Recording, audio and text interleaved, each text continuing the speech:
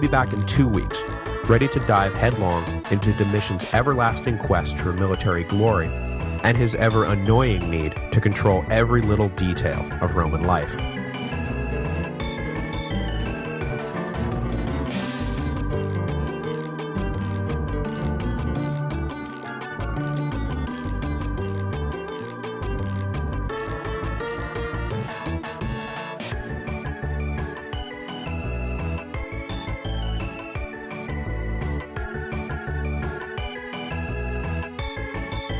This week's episode is brought to you by Audible.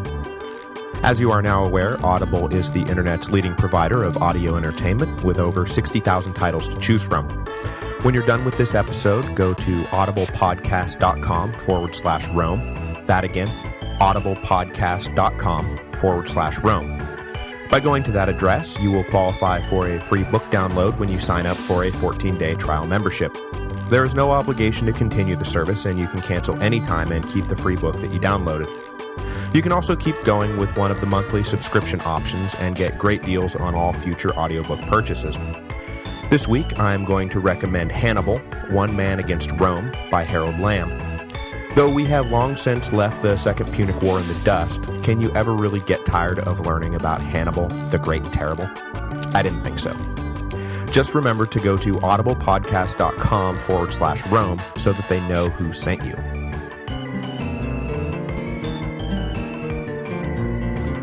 Hello, and welcome to the History of Rome. Episode 76, Mock Triumphs. Last time, we traced Domitian's rise to power from forgotten afterthought to Emperor of the Roman Empire. Unlike his brother, Domitian's rise had no planned arc. There was no gentle addition of responsibility, no subtle raising of the volume. When it came to Domitian, 1 minute there was silence, the next, the amp was cranked to 10. Imperial non-entity to master of the world in just the blink of an eye. His sudden inheritance of the throne shocked everyone, as the citizens of the empire were just getting settled into the nice long reign of Titus, and there was fear all around that the 30-year-old Domitian would not be up to the task. But this fear was generally unfounded, and Domitian would prove both intellectually and politically that he had what it took to be emperor. Even though his blunt dismissal of the Senate eventually led to assassination, for 15 years, Domitian ruled effectively in the manner he saw fit and efficiently got done what he thought needed to be done. The reign of Domitian is not to be sneezed at or ignored or ridiculed, though neither is it to be embraced as the second coming of Augustus, as Domitian would have liked us to believe. And in many ways, he set the stage for the coming century of brilliance for the empire. Suetonius once commented that the depravity of the last Flavian practically negated the good of the first two, but this is propaganda. Domitian was harsher and colder than his brother and father, but he was as astute and capable a man as they, and in the end, the whole of the Flavian dynasty should be remembered for their successful stewardship of the empire. Domitian opened his reign, as I said last time, with a flurry of pious construction projects, completing the Temple of Jupiter and unveiling a temple for his now divine relatives, Titus and Vespasian. But he did not plan to stop at a few temples. The city of Rome had been ravaged by war and natural disaster, most recently suffering from the Great Fire of 80 AD, and Domitian saw an opportunity to kick off his planned Augustan Renaissance in style. The first emperor had famously inherited a city of brick and left it a city of marble. Domitian was inheriting a city of ashes, and he planned to leave it a city of, well, buildings and stuff. Something functional anyway. That didn't turn out nearly as poetic as I hoped when I started that sentence. Over the course of the next few years, he would direct the completion of some 50 new buildings, restoring the architectural dignity of Rome, which had been in steep decline since the reign of Nero. Among his many projects was the Arch of Titus, which was completed soon after his brother's death. The Great Arch, which still stands today and is a can't-miss on any trip to Rome, ostensibly commemorates Titus's victory in Judea, but mostly, its job was to remind everyone of the divine, almost mythological status of the Flavians. Whether or not the Romans saw it as anything more than outsized self-aggrandizement is an open question, but the grand permanence of the structure certainly convinced later ambitious men that a massive arch was a pretty sweet way to celebrate one's own eternal awesomeness. Napoleon certainly had the Arch of Titus in mind when he ordered the Arc de Triomphe built after his own great victory at Austerlitz in 1806. All of these public building projects helped stimulate an economy that had been drifting aimlessly for years. But of course, they were not going to pay for themselves. So, having undercut the Roman elite politically, Domitian next targeted them economically, and let his newly reformed and ruthlessly efficient bureaucracy loose on their bank accounts. He strengthened and extended imperial taxes, and in the years to come, would eventually resort to outright confiscation to help pay for his projects, and of course, the various military campaigns he initiated, which we'll get to in a bit. Domitian would have paid for everything without resorting to excessive taxation. Emperors in the past had simply borrowed what they needed without regard for how they were going to pay it back. Besides, if the creditors did come calling, an emperor could simply devalue the coins he minted until he had enough nominal chunks of worthless metal to pay the specific amounts that everyone demanded. Domitian had no interest in inflating his way into solvency, though, and taking the opposite tack, he actually returned the silver ratio in a denarii back to the Augustan level of 12%. Roman currency was the standard in the Mediterranean at the time, and Domitian felt that it reflected badly on the emperor to have the coins he minted regarded as worthless jokes.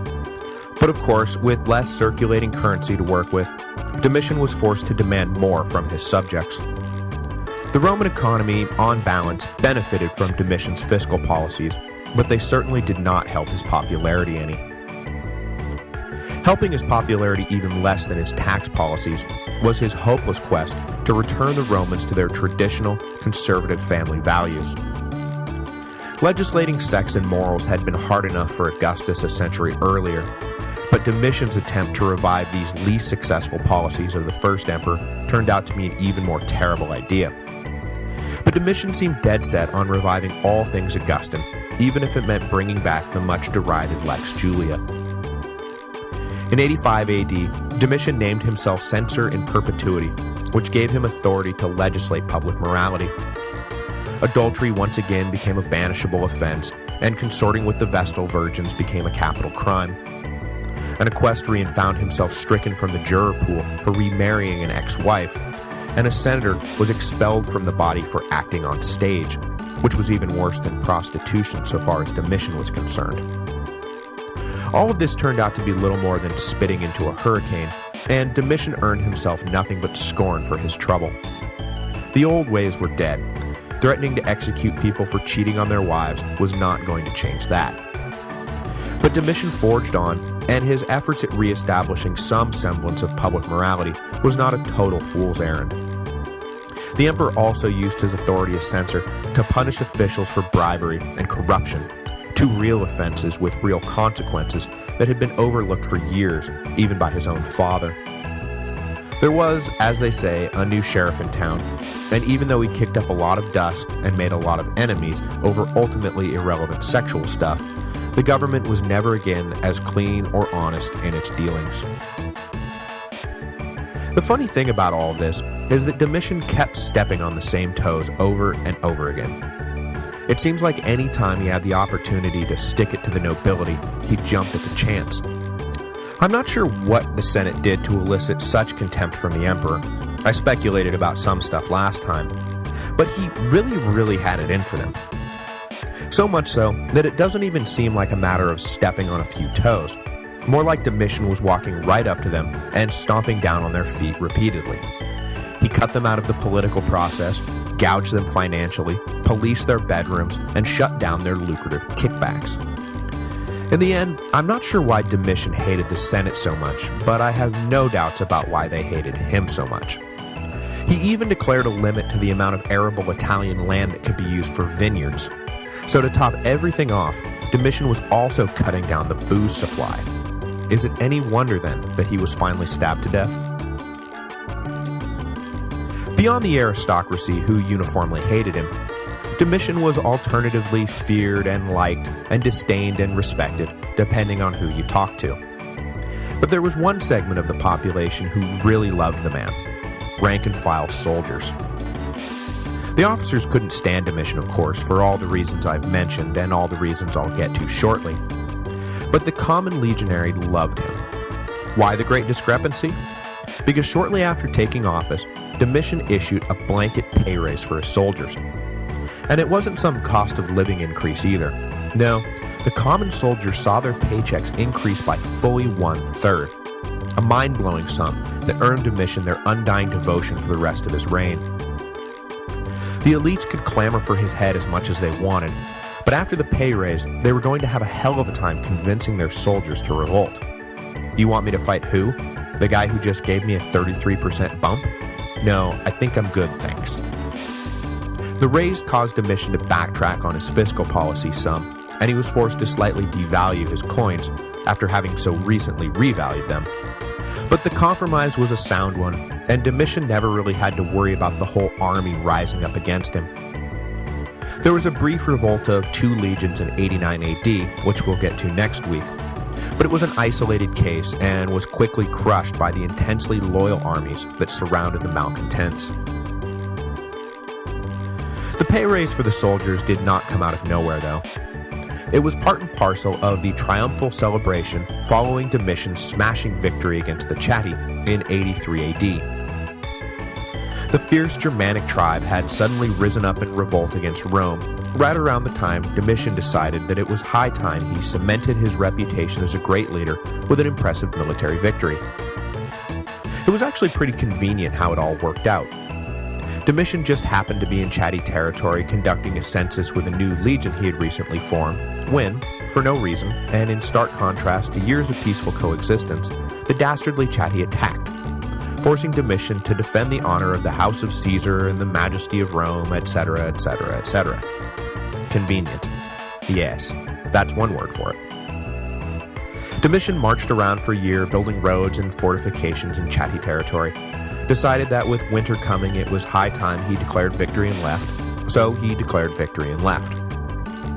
He returned to Rome to celebrate the triumph he had been craving all his life. No one who knew anything about anything believed Domitian had actually done anything to earn the triumph he threw for himself. He had skirmished with some random tribe and built some roads, and now was calling himself Germanicus? But the people loved it. Triumphs mean games, and banquets, and generous handouts. So they cheered their conquering emperor as he marched into the city at the head of his great parade. Subjects. Never again would he be relegated to the back with the other family members. This was Domitian's time now. Meanwhile, Tacitus, representing the views of the aristocracy, dismissed the whole display as a mock triumph. Real or mock, Domitian capped his celebration by announcing a pay raise for his brave soldiers. That, at least, was real enough. One possible side consequence of Domitian's mock triumph was that Agricola, and yes, thank you for the pronunciation correction, it is Agricola, not Agricola, which, yeah, I agree, sounds like some kind of terrible hippie soda, so I'm sorry about that. Anyway, Agricola was possibly recalled from his post in Britannia because his real military success on the island cast Domitian's victory in a pretty pathetic light. Not long after Domitian's parade, messengers delivered the news that Agricola had defeated the combined Caledonian army of some 30,000 troops and stood poised to capture the entire island. There is no consensus about whether Agricola was recalled out of jealousy or whether it was more like a reward for 7 years' cold, hard service in the north, but one way